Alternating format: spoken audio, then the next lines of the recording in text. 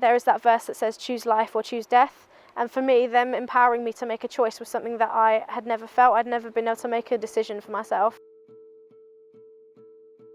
I was trapped in various self-destructive cycles, trying to search for some happiness and love in all the wrong places. It just left me feeling emptier. My life was mainly being afraid of everything and everyone. I couldn't even put words to God anymore. I didn't want to worship him. I didn't want to talk to him.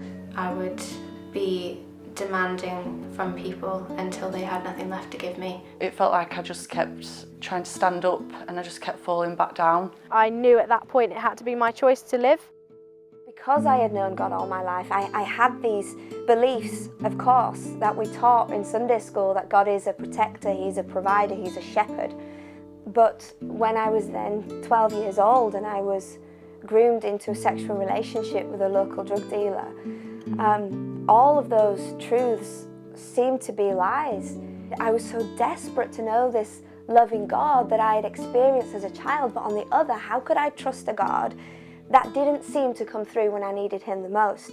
Mercy exists to provide opportunities for people to experience God's unconditional love, his forgiveness and his life-transforming power. Mercy created the environment where I could start asking those questions, and I had the time and space to hear the answers that he would whisper to my heart. We run a residential home for young women with life-controlling issues, that's eating disorders, self-harming, depression. We take girls in from all over the UK in partnership with their local church, and we have the privilege of working with them for 6 months. While I've been at Mercy, God has brought me on a journey of finding out who I am in him. He's just brought me to a place of really feeling loved and not needing to go to other people for love because I have it from him. They go home, they go back to their churches, they walk out their normal lives, but something in them has changed. They've been equipped and empowered. They have tools now that aren't just about getting free from their past.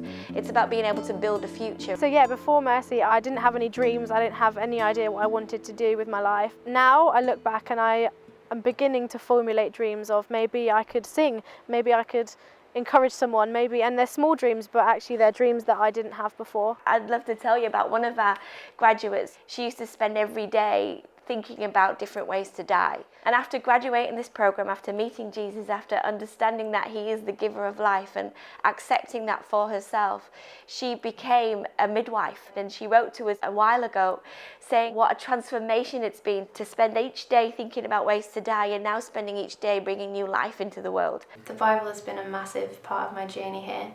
Psalm 91 verse 1, that verse is kind of like, for me, getting a big cuddle from God.